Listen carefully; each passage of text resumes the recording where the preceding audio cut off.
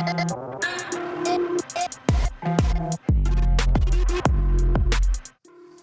welcome back to the State Farm Analyst Desk. I'm joined by Foxop, Dracos, and Vedius once again as we're about to jump into the EU versus NA Legends lineup. Dracos, who are our EU Legends? All right, we've got Vizichachi, you Mrs. Poppy, I Mrs. Poppy, and I certainly hope he plays it today. Amazing, Exile, Samux, and Mithy. Really a who's who of players turned coaching staff. Stacked. Absolutely stacked. Yeah. Definitely Legends, no doubt about it. They are raising money with Empower, Engage, and Educate, which puts its efforts towards giving computer literacy to impoverished regions, specifically in Kenya, so they can set up the young generation for the future. Now, this is a little bit of a pivot here for the Legends. We'll see if they can redeem themselves for their horrific losses to the UOL representatives. Can they take on NA? Yeah. Now, let's turn our attentions to the NA Legends lineup before I get you to chime in. Voyboy, Meteos, Shifter, Sneaky, and Bunny Fufu. They're raising money for Give an Hour, a charity focused on mental health efforts. They raise funds, equips local communities with professionals to help those suffering from trauma. The hope is that when disaster strikes a community, Give an Hour can swoop in and be there for those in need. So again, all stars, all for charity, great causes that these players are playing for. EU versus NA Legends. And both charities are going to get money too, so it's cool. So it's really just giving all around. But more importantly, I want to talk about the man that I am most scared of on the Rift, and that is Voyboy, because he has demolished our influencers, and now he doubles as an influencer and a former pro player, and I'm afraid that he will also demolish our former pro players. Rewind. Okay, gonna have to smack that button right now, Daniel Dracos, because before they were going up against some retired pros. Now they're going up against legends. Okay, these are not just players that are just, you know, couldn't compete anymore. These are players that in their peak were performing at a level that we would even consider perhaps international level. Well, okay, Voyboy is going up against none other than, as you rightly called him, the poppy god, Vizichachi. Okay, this man is a former Unicorns of Love player. Okay, let's not forget Unicorns of Love, only team to be able to beat Europe so far at this tournament. And I think Voyboy's team. And the Legends, yeah, the Q Voyboy's Kings. team. We'll ignore the but Q I'm Kings just for saying, now. I'm just saying that Voyboy's level of competition is just elevated by like 7 times. Okay, minimum. Minimum. Okay, all right, I'll give it to him. And but there's some room for interpretation, because the thing is normally in the past you're like, okay, but where's our weak point? Is it Samux Mithy? That'd be the question. Because Samux pretty good laner, was top 3 for, you know, in his prime, kind of for 80 carries domestically, but did it work out for him? But Mithy, normally I'd be like, ooh, Mithy gonna be a weak point. But the way Mithy played 1v1s, this is Mithy with hands. You guys might not remember this because he kind of played without them for most of his final split there with OG before he became a coach. But he is very good right now. For the record. Yeah, no, finish your point. No, I was saying he was smashing in-houses. This man was an absolute man That's it. unleashed. So I cast some in-houses with Cadril, okay? Mithy joined for 1 session for, as he says, because I was bored. And he landed a 2-man Rakan taunt into 3-man knockup that ended up hitting all 5 players. So the 2 at the first, so the 2 separate ones, into a 3-man. Like, the man is playing like a god. I need you to jump in here because obviously Dracos and Vedius are very excited, but are you as hyped for the EU Legends? I feel like there's a bar that's been set for excitement here that I really don't know if I can match. I mean, obviously, this game does demand a lot of excitement. You said a lot already about the EU LCS/LEC Legends. What about we've got over on the side of NA? Voyboy, you've already mentioned, had like 22 kills in this previous game, but we've got Meteos, the superstar jungler himself. What was his KDA in that first split of his with C9? Something like 6,000? It was insane. It was over 9,000. It was a lot. Sneaky is fit, by the way, but also a really talented League of Legends player still. I'm expecting big things from them. I mean, yeah, it's great to see Meteos and Sneaky back on the Rift together. Yes. I'm just saying, you know, like, as talented and as great as their friendship is, can it really overcome that of love? Have you never seen anime, mate? There are 3 former Unicorns of Love players on one single team. Love tends to triumph over friendship. It's just the plot lines don't work. Do you think everyone's going to stick to their core roles? Do you think everyone's going to stick to it? Because we had some shenanigans on Friday with some role swaps, I right? think so. I reckon. Full try hard, full bragging rights. I mean, I just don't want to see Amazing on Lee Sin. Well. If Amazing locks in Lee Sin, it's over. We can't win. It's actually impossible. Statistically, mathematically. Unless they swap to Wild Rift, because in Wild Rift, Lee Sin's W is just a dash. You don't need to ward hop, so it's one less button for him to push, and then maybe his I can confirm mechanics. that's not going to happen today, right? No. Okay. Because Wild Rift's not yet available in North America, so it wouldn't be fair, right, to play a game that they This is when we have our edge. It's like Season 1 Worlds when China and Korea didn't compete. This is when Europe strikes, Trevor. We need to get in there. What do we actually think about Samux versus Sneaky? Because, you know, back when I was casting in the good old days, Samux was a top laner. Did you know that? Did you boys remember that? Yeah, but more recently in the recent days, he was an 80 carry. It was before the meteor hit Earth and killed all the Leopleurodons, right? Okay, that's how long ago it was. But now, genuinely, like, I mean, do you actually think like the skill disparity here could come into effect? I'll be honest, I don't know, because Samix always had insane stats, but it's unclear if that's because Samix was like a monster laner or if because Hylissang was going so absolutely nuts in lane that you could not walk up to CS, so he always had like a 15 CS Also, lead. what do we expect from drafts? Because when we had the Underdog Uprising, we had like kind of like traditional draft on game one, but then when... We don't talk about drafts here. But when the LCS drafts play, aren't that I want to see important, the beef balls again, the 5 tanks, right? I too want to see the beef balls, Trevor. But I think Sneaky Jin would be a treat. Eclipse got obviously nerfed, but still Eclipse plus Collector Jin abusers are my favorite. No, what I people to think run is into. that they agree to play only Season 3 champions, because that's when they roll in the to be fair, right? That's Zac, Jarvan, Elise, and occasionally Lee Sin. That's what I'm saying. Amazing and Meteos have 100% overlap in Imagine their that we see a Zac versus Lee Sin matchup, Copenhagen Wolves Amazing versus Cloud9 Meteos. You then also get, Sneaky was famous for his Ashe back in the day, right? It was Ashe Zyra bot lane with all Ashe, elimination. Zyra, yeah, so he has an Ashe versus Samux. Well, I guess if he was a top laner back then, he could play like Zed. I don't know. Zed? Malphite, sure.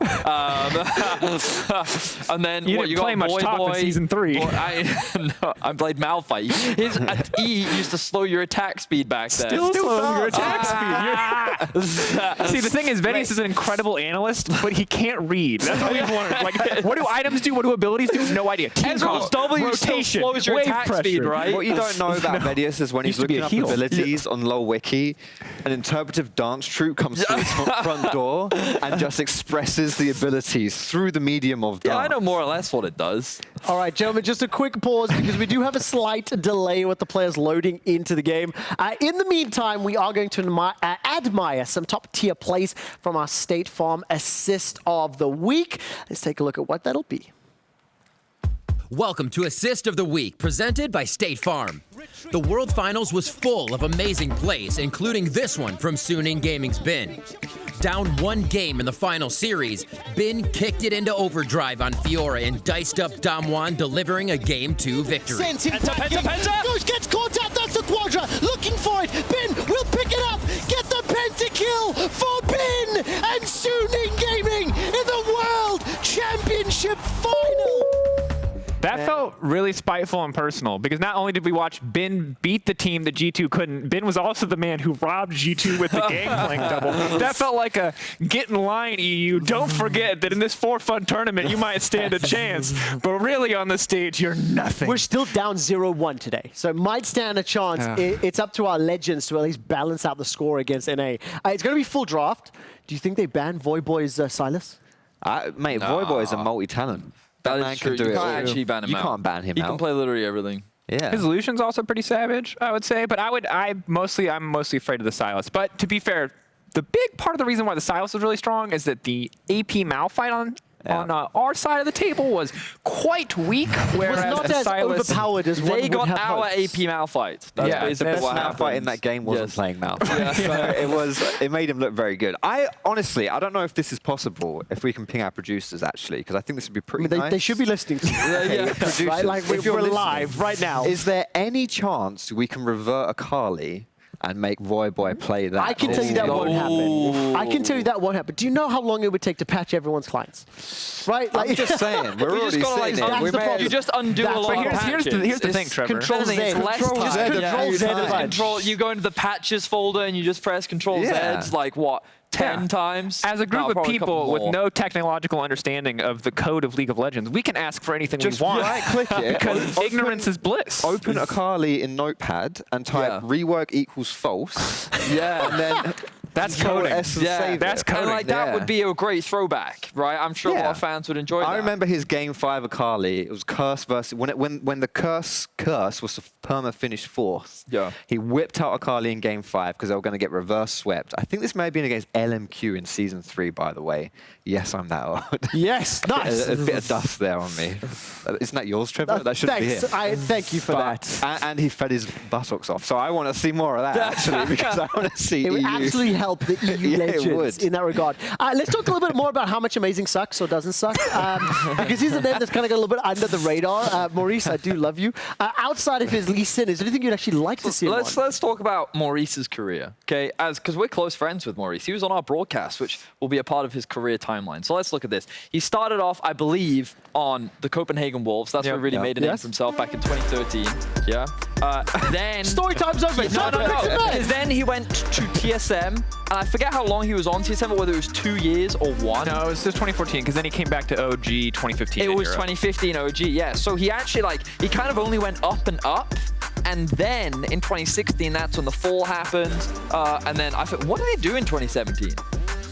That's a great question. Mysterious Monkeys? Was that 2017? That was 2017! Mysterious Monkeys! It was mysterious how they stayed in the league for as long as they did, if we're completely honest. But we're in Champ Select. It'll just be me and Vedius taking over this one as Foxdrop and Quickshot step away. But Sejuani going to be banned away. Makes a lot of sense. Again, tank champions, kind of what we know Maurice for. Most recent highlights from him obviously comes with Mitch Fitz, but before that did take Schalke No Fear to a finals up against Fnatic, where they sadly were not able to win out, but that was his champion of choice at the time. Nuno going to be banned out as well. And here's the thing. I can keep up with a lot of streamers, but I can't keep up with this many former pro players. And also, Bizachachi has dropped completely off the face of the earth. I have no idea if he streams. I don't know if he's just like mad chilling. Maybe he's playing League of Legends for 100 hours a week or not at all. So like, that's kind of where my questions are at. Well, right now it looks like they're just banning out tank junglers. With Jarvan being taken off the board. Oh, they're actually going to remove the Akali, so no reworked Akali today. The Volibear taken off the board as well. Like, they're just removing all of the easy junglers. They're saying to Amazing, you are not allowed to play anything that is just... He's going to play Skarner. That's my prediction. Playing Skarner is the ultimate sign of I have conceded that I am just here to support the team. Just throw Flowers under the bus like that. I mean, in this case, wow, yeah, sorry, Flowers. Wasn't personal. Hey, he could play Nocturne. I heard that only really skilled players. Okay, all right. Oh, they LEC missed a ban. Choose to, I've been told this was intentional. An intentional missed ban for some strategy that we're not aware of yet, but maybe we'll find out shortly. Thank you, Dracos. You were in the wrong seat, so I needed to move you. You could have kept talking. We didn't need to let the whole world know that you like need an entire couch to yourself. Giant ego over here. Listen, it's the producers, okay? It's the producers. Okay, well, here we go. We'll focus back up. We got Bunny Fufu Thresh, which frankly I love to see. Now, on the opposite side of the map, potentially Samira going to get locked in here. Again, this is a champion that, similar to Pantheon, I find completely and totally oppressive and must ban every game. So if you're keeping track, I have to have 2 bans reserved exclusively for me just to be able to play League of Legends. Those are Samira and Pantheon. And if LEC locks in Samira and Pantheon bot lane right here, I'm feeling pretty good about their chances. So we do have to bring up the ping thing. Oh. Samira, I don't know how easy she is to play on high ping. But surely if you mash your R button, it will come up as soon as it's available. Yeah, but the problem is getting to the R button. You have to actually do combos. I don't think all the combos are really hard to get, but you do need combos to be able to get your ult. That's true. There have been multiple times where I've gotten an A and it just couldn't give me the S. And I'm like, well, I don't have an ult. So maybe. Fiddle, though, really good high ping champion. Very good high ping champion. Absolutely. Because you don't even have to press a button to fear anymore. If you're as long as you're hidden, come out, fear. Yeah, instant potential 5-man fear is super sweet to watch. Shifter taking the Echo into his hands. I like Shifter Echo. It's something that's always good to see. A lot of AP right now, though, on the side of the LCS. Very true. And I do think that Alistar quite good into both these champions. Yeah, definitely the case. Of course, Flay can mitigate a lot. Don't. Oh, No. come on, No. Maurice. Leave. Oh, God. Oh. This is not. There's a chance for vengeance, though, because you remember towards the ending years of Meteos' career, there was like that 70-minute game where he like finally, like after waiting for in a bush for like 3-4 minutes, found that miracle Lee Sin kick to win a game. Maybe Amazing can do the same thing. Yeah, but so for those that don't know, in the 1v1, Amazing did lose a Lee Sin mirror matchup against One Mithy. time on camera, 3 times off camera. Yeah, that is true. And he's playing on higher ping. So maybe Mithy will play the Lee Sin. We'll have to find out. I hope so. I sure do hope so. I mean, Mithy Alistar is legendary. They banned Vizicachi Poppy. Wow, that's just disrespectful. That's just so Also, rude. it would have been a very good pick here too. So, I mean, I understand it. Oh, wait. I figured out what the bans are. Wait. NA space what, Vedius? XD, baby. NAXD. Okay, I like it. I like it a lot. They also got rid of some of the power picks in Xerath and Draven. I mean, Xerath was definitely not getting picked, but the Draven is a possibility. Sneaky, a very savage Draven player. All right, wait, what have they they gotten rid of? S, J, V. V. No, I don't see PR. it. It's just they're banning out Amazing Vizicachi. There's nothing fancy here. Yeah, there are no clever words being spelled here. I think you save last pick for Vizicachi, personally. Exile is a bit of a question mark to me. If you remember him in his heyday, he was kind of the god of Rise, but it looks like He instead... actually was a big Anivia player many moons ago. No Exile Yasuo, sad. I don't know if it's great into this comp, though. Yeah, I don't really know how you interact with dash champions as an immobile I mean, I just mage. feel like Fiddlesticks just kind of has a field day. That's the Jhin. Give me the Jhin, Sneaky. That's what I want to see. Why? Because, like, that was, like, his thing, right? Like, there's a lot of debate mean, as to it's who true, busted it out was the Jhin his thing first, if a it was long the time Sneaky ago. Jhin or the Reckless Jhin that came out first. But Oh, yeah, because Sneaky- I remember Reckless Jhin and an IEM. Yeah, that was the IM where they played Jhin Lee Sin every single match. And it was the first time Jhin was really played competitively, too, I think. That's where the debate comes from, right? Who did it better? Who did it first? Some Yone? I do love some Yone. All right. This Okay, is it top Yone, though? Maybe they can still flex it. It's got to be top Yone for Voyboy. Don't know that. Do not do this. Don't, Mithy. Don't Come play on, this man. champion. Don't do it. So if you didn't watch any of the tournament so far, if you haven't seen any Rel yet, what we've learned about Rel is that she does no damage. She has a ton of utility, but does no damage. Vizicachi Shen. There were two very famous Shen players back in the day. Soaz was one of them. Vizicachi was the other. Well, and you have to remember, he won MVP in a season where his team didn't end up winning the split, where they were like second overall, you know, and individually Unicorns Love really suffered, but because he had such 1v9 performances on Shen. He was the only guy who could win his lane, win another lane on the map, come mid, win that lane too. Vizicachi Shen, certainly legendary. I don't love it as much as I love his Poppy, but it is a power pick in his hands, and I think it's going to have a pretty solid matchup into the Yone as well. I mean, yeah, definitely, especially early laning phase. It will get harder later on, naturally, as most matchups do versus the Yone, but yeah, early game, I think it's going to be pretty favored. I think later on, his whole purpose is to try and keep the Samira alive, and I think that the Samira will be that late game insurance, you know? Yeah. I think that one of the things that Samira does struggle with, or can struggle with, is being able to successfully close the gap with her opponents, because while she does have a dash, she relies on either an ally or an enemy to actually utilize it, but then she wants to get in your face, use both her melee and her ranged attacks to stack up that combo, and then she can throw out her ult, but she obviously has to close that gap. Yeah. The good news for her, a lot of dive champions. Yone wants to get on your face, Fiddlesticks wants to get on your face, Echo wants to close that gap as well, so I think that depending on how that ping issue kind of revolves around. And I think we're going to have a lot of fun, Dracos, being like, was that a ping play or was that just an old age play? Do you know what I mean? Yeah, big ping or bad hands? That's the question. We'll find out here, All-Star 2020, seeing which of our legends could come out on top. And really, Vedius, there's a lot of question marks for me. The Samira is one of them. This is the first Samira that I think we've ever seen, we've ever casted, most certainly. Oh, yeah. We haven't cast in a while, have we? I've seen a lot of Samira. First Yone as well, I believe, for us. Oh, yeah. We did see one yesterday, though, didn't we? We did. But I don't know if we got to cast it. Oh, wow. This is classic. This is actually a Fnatic level 1 strat prepared by former coach of Fnatic, Mithy. Well, actually, that was young. This was a SOAS Young Buck.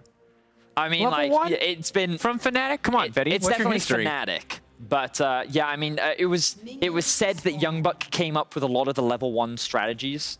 But Fnatic were always very creative when it came to the level 1s. And you do have 2 former Fnatic players on this roster of the LEC with Mithy and Amazing. Oh, coaching. There you go. There you go. I'm with you now. Wait, did Amazing ever actually play for Fnatic? He was. Remember, he got benched by Broxa. He did, Yeah. yes. He did get Welcome to the old men trying to remember history. back Who in did my I- day. Whoa. Here we go. The ultimate test of a Remember that Fiddlesticks young player. man, was he Bjergsen? Oh, what a Bjergsen. great Syndra he was. Oh, yes. Back with that Defisher-ho. Yes. Yes, the Zyra one trick. Yes. Yes, the Nami player. He The was a Nami player for the that one whoosh, game. yes, the whoosh. Haha, the good old days, yes. When Nami was a champion. You'll to this day tell you had a good KDA, but he was a silly old bean he was. Yeah. If someone tells you they had a good KDA, they're officially washed up at that point. Trading back and forth here, bot lane. Obviously, always the early fight for Prio in the early level 2. I kind of expect this one to go over to Bunny, Fufu, and Sneaky. Bit of a range advantage, and similarly, Samir is one of those champions where it's very feast or famine. She's either absolutely dominating trades or she's doing very, very little.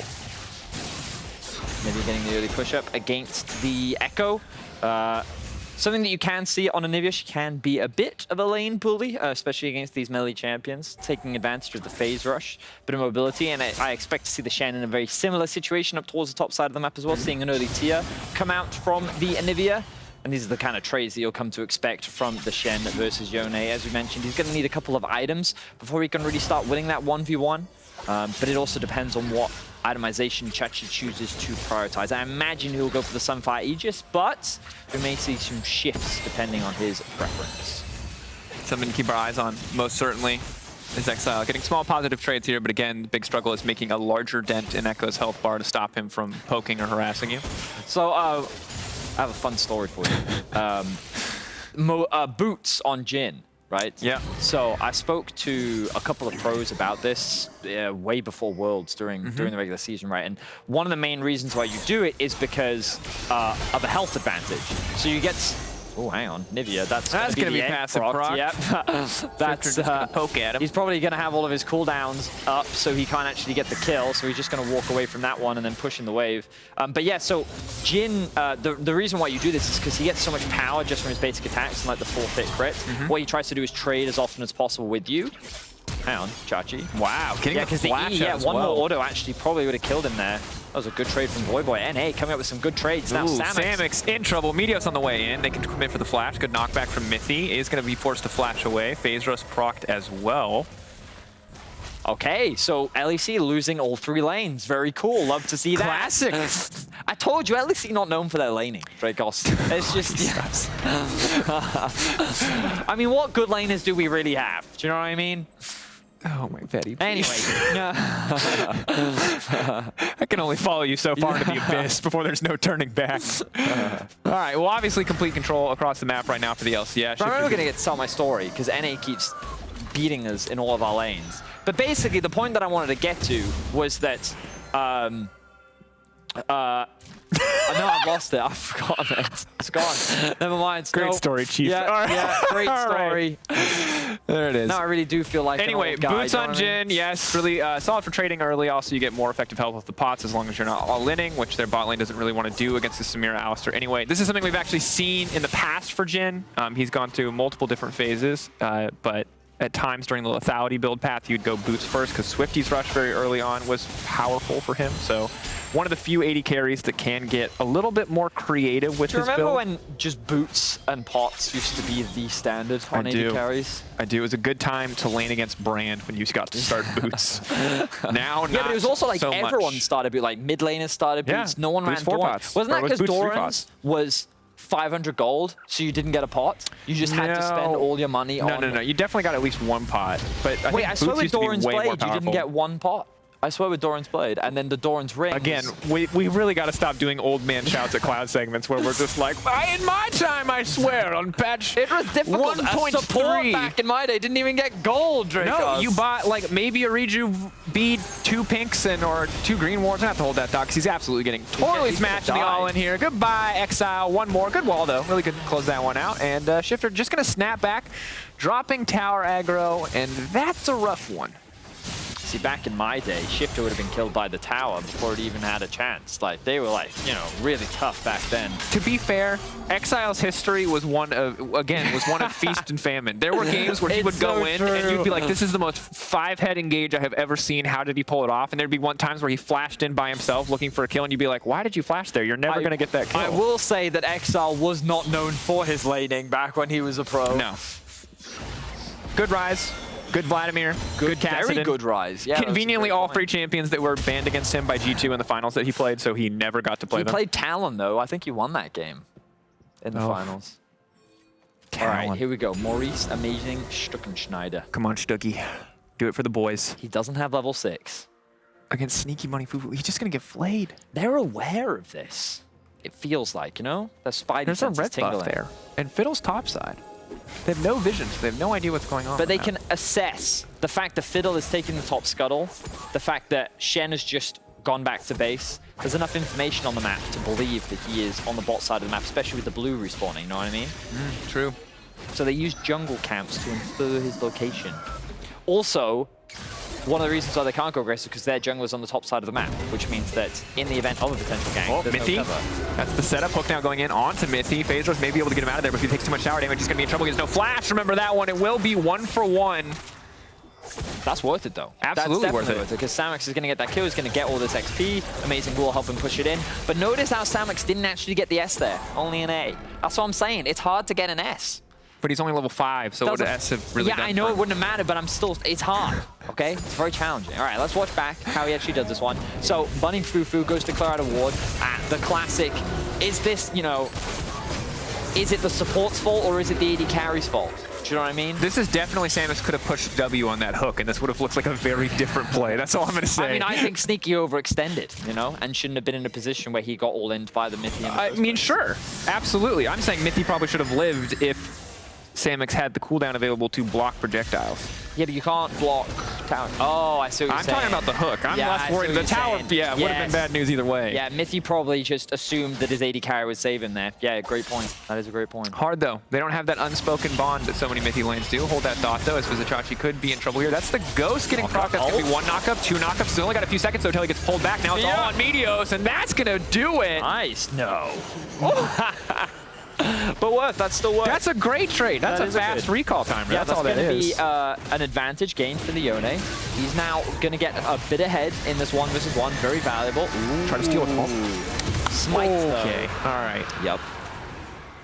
Amazing. So cross-map play happening from Amazing. You know, sticking to his fundamentals, you know, relying on the macro. Oh, here we go. This is big. Boom. Shen on the way, and it's going to be hand-delivered. They're going to get the auto attacks done to follow up. Not quite, actually, but there's the other one. Samus can now go in. Once he starts to spin, it's going to be bad news. But as you said, hard to get that S. Mithy now running for the hill. Sneaky going to grab 1 kill. Amazing going to grab another one. What else can he do? Oh, the thumbs up! Stands still and just lets him die on the spot. And here comes Shifter. Okay, Samus trying to block some projectiles. Stun is going to come through. Dashing Vizichachi will get dodged here. Shifter playing this one nice and slow, not overcommitting.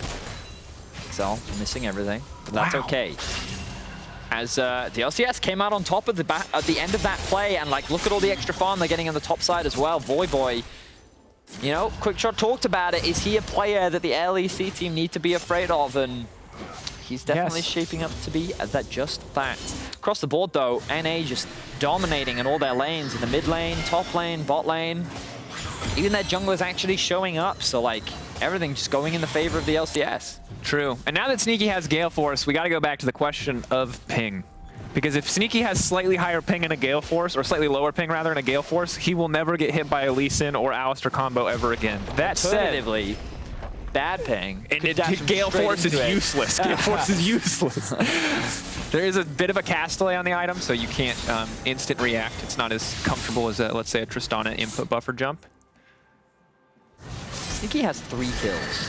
Yeah. On Jhin. He's honestly, they've kind of he's earned some, and some have, in the case of that bot side play, been just donated into him. Oh, I mean, definitely. But this is a worrying trend, one could say. It's a shame Balls isn't in this game, so we get the full history experience there with that one. And there's going to be so many young players that don't know, because again, they're not old like we are. Shout out to Jat, coach now. There you go. Vizichachi going to get knocked up. Looks like he's going to get taken down. Good trade of the tower aggro Very here. nice dive. Wow. It's like they're professional players. They're so good. Crazy. Huh. Okay, so this is only 10% a meme. I low-key think Voyboy could come back to LCS. Like, I think Voyboy's actually really good. You want to have that conversation now? That's what you want to do? I'm just saying. What position, huh? Top, mid, I'm just saying, like, at this point, y'all are going to have 10 European mid laners by 2021. I want to put into context who his opposition has been so far in this tournament. Overpow and Vizichachi, neither of which have actively played League of Legends probably in the last 2 years. Okay, fair. You don't have to just kill his height before he gets on stage, also, though, my dude. His jungler is literally capping his lane, okay? There you go. Amazing now going in. Oh, amazing. Q-flash? Yeah. No, he's going to kick him out. Oh, amazing. Not quite the cleanest, but doesn't make it work. Voyboy now coming in. That's going to be a big deal. Voyboy, no, Voyboy. Okay, tell me you can come back to pro now. Tell me. Tell me right now. It's my fault. I cast or cursed him. Or nice that was TP, Voyboy. Stick to streaming. That was the Kobe teleport right there. That for sure was a Kobe teleport. Oh no. You can see though, Voyboy was feeling it. He was sitting there like, I'm up. I've taken the top tower. I dominated on Silas earlier in the day. I can outplay here. Oh, that's going to be big damage going into an Exile. Shifter now trying to chase it in. But this is the thing, that Shen, that semi-global, Vizichachi, finger on the trigger, always ready to go in with that ult. Are they going to chase? Looks like they are. Mithy diving into enemy territory. Oh, good block from Samux, but now he has no way to block further projectiles. Is going to leap in, trying to get onto Sneaky, but damage now being responded back to play over the wall. That's going to be huge. Samux, so they managed to get one, gets the reset, can't leap through, now can ult. Good damage coming in, but the cancel. No more S, needs to get a few more stacks up. Meantime, Vizichachi needs to buy a bit more space. Voyboy is going to be forced to snap back though, leaving Bunny Fufu all on his lonesome. Will get taken down. Vizichachi, good base damage still. Voyboy trying to find it. Voyboy fishing for the setup here. Is going to have the tornado in just a moment with the taunt. Can they finish the job? And they get it done, but that's the fear. Meteos, this is going to be hard. There's too much CC. He can't get a full channel off. And now Samux gets the ulti down. Meteos taken out. Vizichachi on a killing spree. And just like that, LEC pulling themselves back into the game. See? LEC team fight players, not lane players. Dracos, that's what it's almost called. Your medic there. That was could have been awkward. Yeah, really good Drake fight in favor of the LEC. I think one of the problems for LCS was that they were a little divided, and when we have a look back, you can see that Shifter spends the beginning of this fight basically running away. Really good block from Samux, and now the fight is on two fronts. Bot lane versus bot lane. Meanwhile, a 1 versus 3, and Meteos is trying to decide what he should do. Actually chooses to use his ultimate on the 2 low health targets, which initially looks promising, but then the egg comes through, buys a little bit more time. And again, the LCS are winning on the top side, but they're losing on the bot side of the river, which means that now with a numbers advantage, this is where the LEC is able to turn things around. Samux showcasing good patience, and because the ultimate has no cooldown, as long as Samux gets another S, he gets to throw that one up once again. Look at all the life still coming through. And Maurice Stuckenschneider going to grab another dragon there. Good on Amazing. But also, got to say, credit to the LEC team for layering their CC, or not layering their CC as well. That dude stacking it, chaining it, so that actually did not give any opportunity for that tornado to come out until Voyboy was already dead. One of those plays where you look back and you go, did he need to ult the Anivia egg? Could he have saved that? Was that potentially the opportunity for him to turn? I think it was mainly just to close the gap, right? Because his E, I think, was in use, and you want to get as much damage down as possible in that window. So I think you can make an argument that yes, but of course he did only use it on a less than optimal target. Regardless, LCS still hold the gold lead. And not in a terrible position. Yone has completed his first major item. The Night Harvester also been completed for Meteos. So like, while there currently isn't what I would imagine will be a proto belt on Shifter just yet, problem is Night Harvester, proto belt, both exactly the same build path. So you don't actually know until it's built in. I think the LCS is still in a perfectly fine spot. The next Drake fight is where things really start to get tense. Yeah, getting Cloud Drake's going to be pretty important, especially for the likes of Vizichachi. Samux doesn't care about it at all, but the Fiddle, as well as the Yone, would love to have reduced all cooldown. Actually, frankly, everybody on the LCS squad. Samux, very fed, 304, 131 CS. So I would say the immortal shield bow. That's the name, right? Yeah. That is such a great item on. Yeah, it feels like a one-stop shop for every stat that you need. Yep. That's the first item. And especially going to be hard for Sneaky and Bunny Fufu to get a lot done here. There it is, the follow-up CC. There was that small change to Samira, where now it's not all CC, it's only knockups, but a little dash to CC targets will also extend that knockup, which is why Alistair is such a good pairing with it. This is going to be second Rift Herald, or rather a late pickup of the first Rift Herald, which means that it will not get tower plates. So not nearly as powerful as the first one in terms of overall gold value, but maybe can be a pressure point. I think big things we have to keep our eyes on, Vedius, are the usage of ultimates in the mid game coming in from this LCS squad. Because when you have a Fiddle and you have a Yone, there's a lot of potential for you to get fights kicked off on your terms. And if you can blow Samix up, because even with Shield Bow, he is still relatively squishy, things are going to look really, really good for you. But if essentially that DPS check doesn't work, or you whiff a few of those abilities, Samix will kill everybody. It's true. It's true, it's true. We're just waiting for the next fight. Dragon spawns in 2.5 minutes. Gives us more time to reflect on the glory days. Voidboy eating a lot of damage there. Yep. German champions are simple, Dracos. Yeah, I do. None of this Yone, complex passive with crits. And you know what was hilarious, though? In the era of simple champions, like, there was one champion ability that I always just thought was, like, so randomly unintelligible, and it was Taric Stun. Do you remember when, like, it would do more damage the closer you were, or stun if you for longer if you threw it from further away? Wait, is that how that worked? That's how that worked. It was so randomly complicated for an otherwise incredibly simple champion.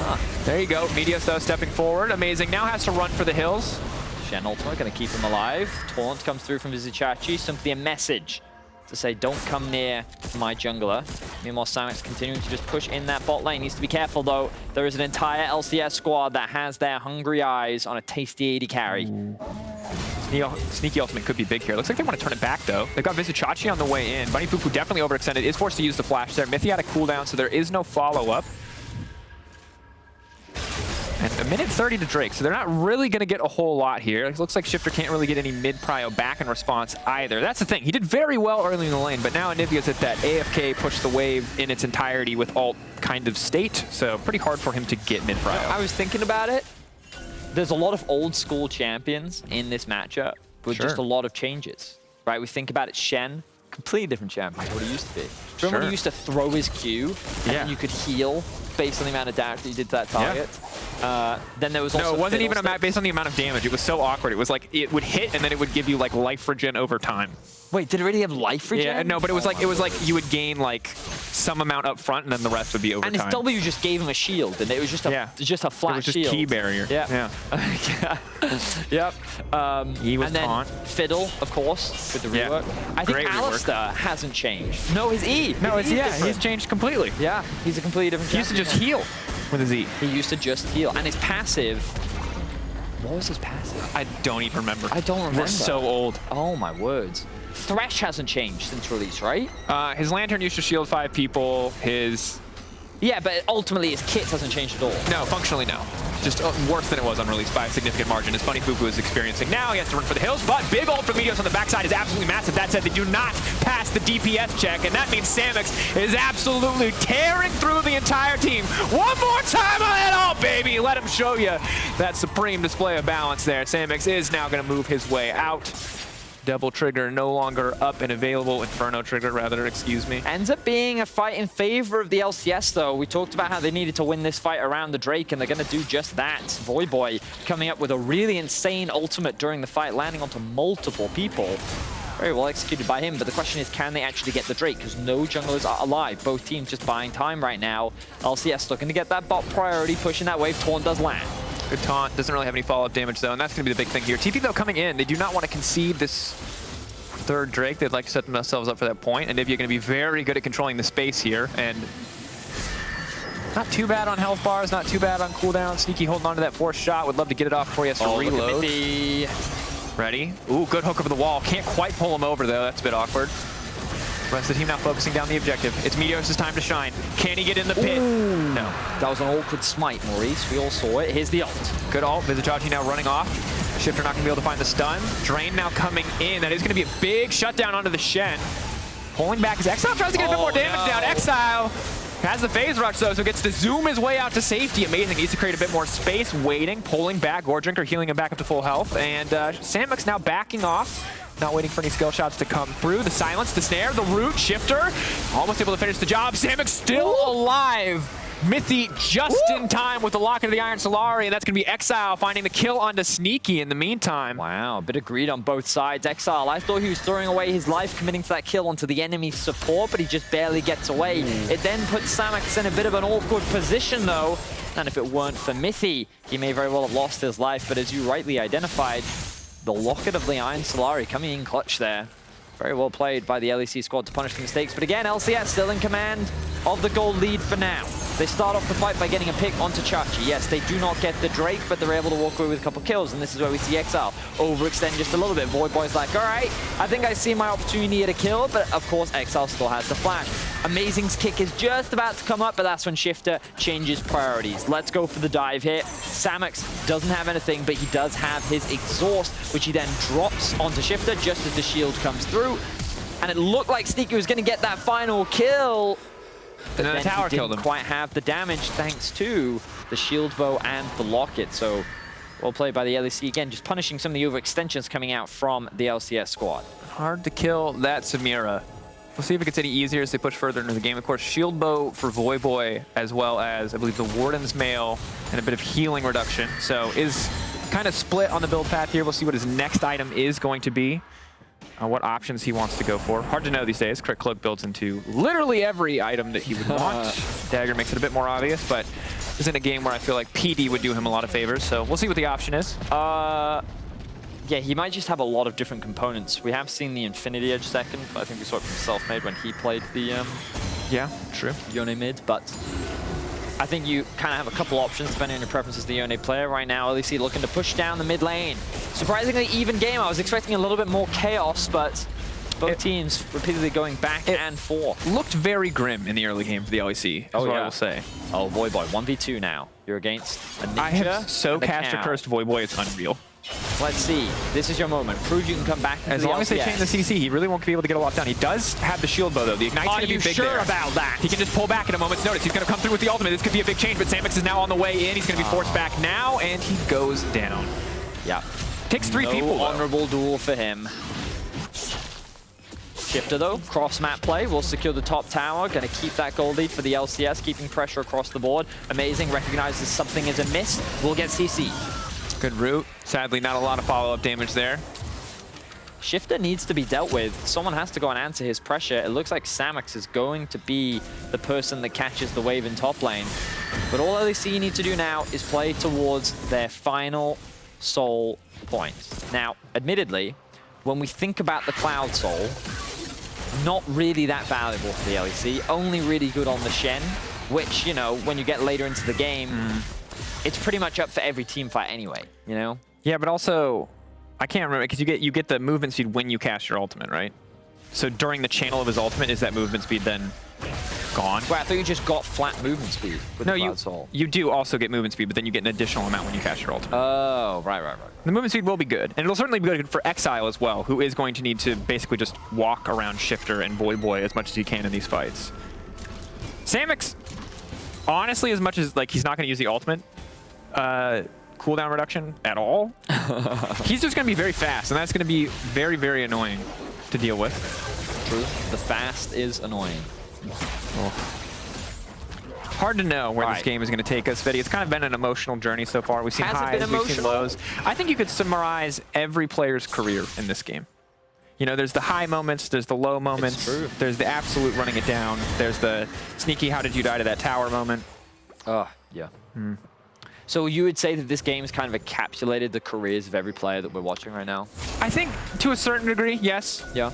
You know, I think we're right now the question is like who's going to be at their prime when it matters most, if that's what we're seeing here. Right. Because I think we've seen Mithy on Alistair very iconically. Very iconic. Make huge, massive plays. Splice G2 quarterfinal, best of 5, game 5, coming over the wall from behind blue buff and finding a massive knockup. Meteos. I mean, he's not playing Lee Sin, but everyone knows it, you know? Everyone was there. You know, Fiddle, if he comes in from roll, he CCs 5 people. Here we go. This is it. The Drake fight that matters most. TP coming in. Amazing. Oh, can he steal it? He can just walk in. He can just walk in and try to take it, but the fight is entirely split. Maybe buying as much time as he can, but that could be a big stun. However, Samix has been locked up off to the side, but that's good damage now coming in. The Shen buying a bit more space for Samix to work with. The healing coming in, but not nearly enough as Bunny Fufu is able to back off. Two-man taunt coming in for Vizichachi, but does not interrupt Meteos. Crucially, he now still has a bit of health, but Samix is on the hunt, and he has the Cloud Soul. That's going to be everything he needs to find a bit more damage, to find a few more kills, and LEC in total control after that one. Everything and the kitchen sink was thrown at trying to kill Samix, yet they could not do it. The Shen ultimate, the immortal shield bow, and just the inherent life steal that is so effective on this champion kept Samix alive. With him alive, the LEC can look to re-engage and come out on top. Now they're looking to secure the Baron. Vizichachi keeping Shifter out of the pit, and LEC looking to take firm control over this game. They just kill this one so incredibly fast. Easy Baron pickup alongside the Soul. Ooh. We could be looking at the victory lap here for LEC, Betty. Could very well be. Of course, they still need to go back. They need to reset. Going to push out that wave, and let's have a look back at this replay. So it is LCS that's on the pit first. But they, again, want to try and split the things up. The problem is, look at this ultimate from Meteos. It's not actually focusing on anyone, but keep your eyes on Samix here. It's that ultimate from Voyboy, the kid, getting onto the back line. But then the exhaust comes through, the Shen ultimate as well, and now look at how he life steals it all back. He's able to just keep his distance, utilize the Alistair to maintain arm's length, and even Exile body blocking that hook for him as well. He then just relied on his front line to act as that shield, and then he was the sword that thrust through the hearts of all NA fans. I'm going to be honest. I think after the lethality nerfs, from what I've seen in this game and the game where we watched Hansam versus the LCL specifically, bad now, don't you? I think Jhin is bad now. Yeah, because I just look at games like this where there's a beefy front line, and it's actually just unplayable because the only thing that this team needs to do is kill Samix and kill Exile. Yep. No one else on this team really does that much damage. Admittedly, 4-Drinker Lee Sin's still pretty strong overall, but they just can't do it. Sneaky didn't even get into auto attack. That was entirely Voyboy's damage output and maybe like one empowered auto from Thresh. It's true, Drinkers, it's true. Perhaps we've learnt the truth. Jhin is not the strongest AD carry. I mean, when you play the team fights out slow, it just doesn't feel... It's a long replay. Is this the actual game? I think this might just be the game. Is it a replay? I don't know. No, we're back in the game. We're back. We just forgot. Yeah. we forgot. We were okay. I've been told there was a pause in that duration, so it's just actually insane production value. Oh, cool. we just totally flamed unjustifiably. Sorry, production. Our bad. Our bad. Yes. All right. So recapping, LEC with a small goal advantage. Yone is the champion you got to watch. Level 16, 3 items. His build is a little bit all over the place, we'll be honest. That's not bad. I think here comes Fiddle to scare you away. And then stun, good damage coming through, but Force of Nature means Vizichachi is a fast boy. Sadly, maybe not a tanky enough one as damage starts to come in. But Sneaky doesn't do any damage, and he's taken half of his health from an Alistair. This is miserable. Oh, no. Oh, Sneaky, that is not what you want to experience. Vizichachi's going to make it out. Sneaky the only one to go down. And now suddenly Bunny Fufu finds himself caught between a wall and another wall. A hard place and a hard place. And he's donezo. Yep, that's 2 quick kills picked up by the LEC. And they just couldn't kill Chachi. They did not have the damage. I understood the idea behind the LCS's comp, you know, dive onto the backline, try and one-shot Samix, but the amount of peel that LEC was able to provide was potent. And again, mad props to Mithy, like you can still see, even though he's a coach now, mechanically he still seems to have it. You know what I mean? Still coming up clutch in the fights. Amazing, even coming out with 1 or 2 plays here, as much crap as we give him. Wish he could do it more in the games that we play with him, but you know, we'll take it. Oh man. And we have a wall of shame in the office, and Amazing is on it. It's true. How did he get hit by that Bard ult? We'll I never don't know, man. Who knows? Why did I throw the Bard ult's the better question, but we don't need to go into that. Yeah, and I think for Voyboy, I think that at this point, it's tough because early lane, obviously, he did pretty well into Vizichachi into Shen, normally a champion that I expect to be more of a bully early on, but hasn't been able to match the global pressure, and I think hasn't had enough damage on his own to one-shot Samix. And I don't think that's a crime, but it's certainly, if he did, these team fights would look a lot different. For sure. For sure, for sure. Now let's see. What can the LCS do to turn things around? The Baron buff going to be wearing off a couple seconds. The Anivia does have pretty good siege, but Samira, relatively short range. We talked about this. Anivia has some of the best siege in the game. Relatively. It's beyond. You throw down a wall and an ult, and they cannot walk into you. Well, no, what you do is you wall one side and then you ult the other. And so they like it's and you get like a period of time where you just get to hit the tower and they don't get to defend it. I mean, the good news is that Samix is so horrendously short range that they can't. It's not like they have. Anivia has a lot of backup in the sieging department. No, correct. Yeah, and that was the point I was trying to make. Of course, there is the risk that LEC could just dive. They do have Alistair, and they're also, you know, as industry professionals would say, giga-fed. Oh, yeah, it's true. It's a good one. Yeah. But the question is, can they one-shot Samix? If they can, then there's hope. There's a chance. I think there certainly is. And I think the other thing is that this is a very difficult team to tower dive. Okay, Mithy. Very cool. And that... Very cool. And the reset, isn't it? Yes, it is. Mithy just trying to keep things in. He tried to do it again. We all know he did. Oh, Mithy. Always a joker. We got to hang out with him. All-Stars, Barcelona, 2016. Yeah. He was great on the analyst desk. He was very funny. We really tried to get him to be a caster. He really wanted to be a coach. Yeah. Well, no, he wanted to be a pro player, and then eventually, I mean, yeah, sort of a standing offer. That was boy. 2016. In 2017, did he join TSM then, or was he still in G2 in 2017? No, it was 2017. It was 2018 when he left G2. That was when the Yankos Wonder G2 started with Hjarn and Wadid bot lane. Didn't they still win everything in 2017? No, Fnatic won everything. Wait, no, G2, yes, won everything in 2017. 2016, 2017 were the 2 years where G2 won everything. Yep. Here we go. Big ultimate. They're going to be able to finish the job. There's no way he can survive. Are you kidding me, Samus? Yes, and he immediately gets the ulti. Oh, hooked up. Maybe. There's all the healing back. This is not fair. Oh, my God. All the cooldowns reset. What more do you need? Oh, Exile now unstoppable. Samix most certainly unkillable, and Mithy a mile away, already starting the next fight as Bunny Fufu gets caught by the wall once again. Double kill for Exile, and this is brutal. I'm telling you, Samira is a late game champion. She doesn't feel like it, but she really is. She's she looks like an every stage of the game champion. Yes. Yes. She looks like actually a level 3 onward champion. I mean, the drawback is supposed to be the she offers 0 utility. She's just damage. And that's and she's short range. You know, it's supposed to kind of be this. But like when you dive onto her, when she has this much peel, you can see how hard it really can be to kill. Yeah, it starts to feel like there's no downside, right? Yep. That's also, she's 6'0", and has material. Also in solo queue, teams just aren't coordinated enough to kill her. Like, you can try, but it just won't work. Yeah, I also just, you know, hate that she has full circle wind wall. That upsets me. She's just better bot lane Yasuo. Yeah, I mean, also, she has a full AoE Katarina ultimate, and she gets to move and it's lifesteal. Well, Katarina can lifesteal too, I think. You get reduced effects, but you do get to still lifesteal. No, you can't. No, yeah, but hers actually has innate lifesteal. Or no, they probably took that off. They took it off. Yeah. No, the reason why she got lifesteal, sorry. You know what? The reason why I thought she had lifesteal is because you built Gunblade for literal years, and it's not an item anymore, Medius. Yeah. Good times. Back in my day.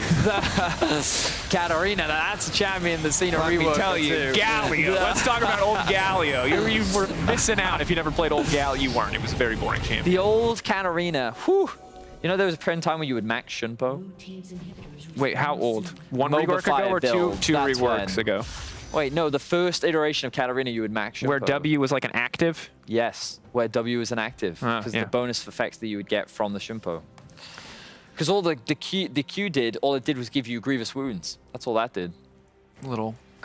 Oh, I think it also bounced more to more targets is what I think. Oh wait, that's not true, because when you leveled it up, it would bounce to more targets. That's why level 9 Katarina in lane was really oppressive, because it would hit all the minions. It's like, guys, what's the most useless information we could possibly give you? Oh, how League of Legends was 8 years ago. Yeah. Good times. It's like we call Trevor a boomer, but we're the ones up here talking about season 1 champions. Oh, Maurice, he did it! He's got hands! There it is! Amazing. Moving through. Shifter now on the way, but Boyboy wants to turn it. That's a big combo, but Samix is just absolutely unkillable. He is just Beyblading his way through this entire team. Yep. Let it rip, Samix. Let it rip! There it is. One more. Burns him down. Elder Dragon 2. He's going to have the kill stolen away from him, but LEC wipes the floor with the LCS. It was looking close, it was looking tense, but they could not kill the one named Samex. And the LEC come out on top. 0-14. Wow, unkilled. Monster performance. 1-2-21. Mithy as well. Absolutely showing up. That was brutal. And the Legends will maintain onto their legacy to an established dynasty that will forever live among the halls of Europe. Kings, truly. Narrative. Emperors, perhaps. What do we want to say? What's some good narratives? Let's do some throwbacks for you LEC fans. Exile finally overcame his demons of struggling in lane. Vizicachi remains the team player that we always knew him to be. Being able to impact all the lanes. Mithy, the macro genius. It's actually three of the people on this team. The main storylines we had for them were they were the guy who like led the team. Yeah. Amazing. Vizicachi. All leaders now coming together. In a time when Europe you want to beat us, North America, you need to bring 5 highs together. The only way to possibly win. Good times. We had a great time down memory lane, and that's what we feel this Legends cast is all about. Unfortunately, we're not as well versed in the NA Legends. I mean, I remember. Shifter was a part of the coast lineup that Scar famously said they're winning right up until they lose. Was he also part of the Good Game University team that finished second? I think was he a part of that roster?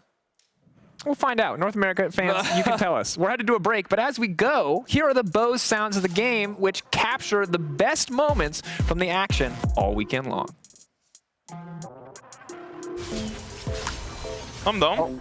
Okay, I'm coming.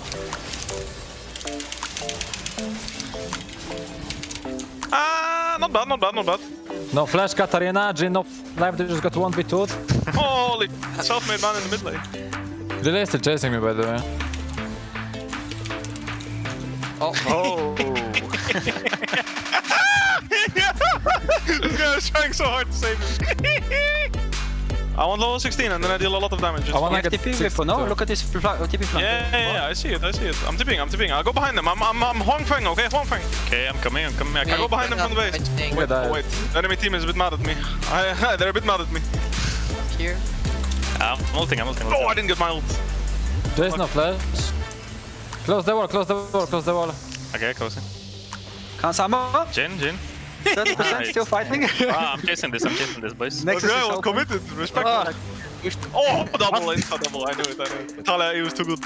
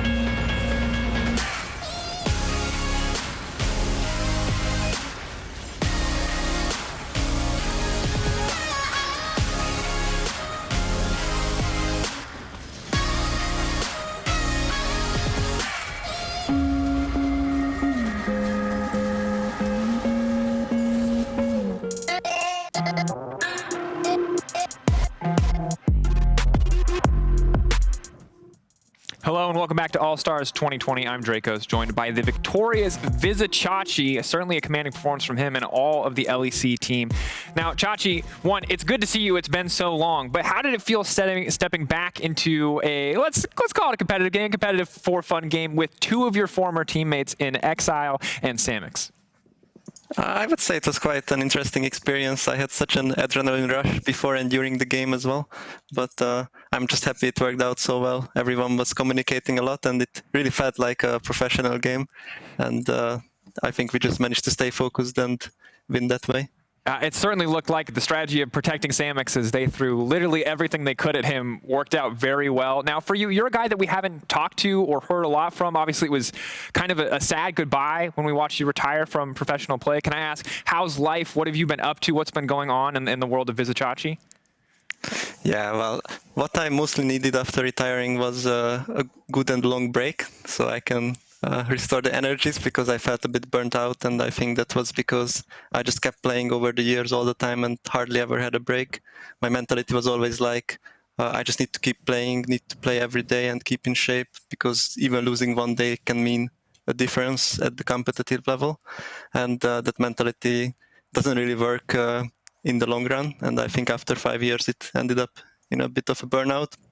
And that's where I felt like I would not want to continue anymore. And yeah, ever since I'm living in Germany now and with my girlfriend, and I was studying German here, and I will look to study some other things after. But yeah, because of the virus, it's a bit difficult right now. Yeah, I feel you. I've been taking German lessons myself. It's a bit, online class is definitely not the same experience as the face-to-face overall, but so excited for you, man. So cool that you get to kind of live this life. As someone who has experienced that burnout, as someone who was under that pressure to improve day to day, this wasn't necessarily what I planned to talk about, but I think it's super interesting. So I want to know, is there any advice you have to current LEC players or players aspiring to be in the LEC or the LCS or anywhere in the world really on how to avoid that burnout, how to avoid that pressure where it feels like you have to play every second of every day? Yeah, I would just say having breaks is very important, and it also applies to the on-season, like during the season times, because I think you cannot just have all your days playing 12 hours of League, solo queue, and team games as well. That will eventually just result in the same burnout. And I think it's very important that you take breaks and know how to relax. And for example, I don't even think like the amount of solo queue reflects skills. For example, when I got into the LCS, I barely played any solo queue back then, and it was much more about thinking about the game and just finding the solutions yourself. I think that's the best way to improve and become better in the end. I like it. Thank you so much for that wisdom there, Vizichachi. But speaking of breaks, we're going to take a break. When we return, Freak and Captain Flowers round out the North American 1v1 tournament. Don't go anywhere. Yeah, thank you. Thanks, Chachi.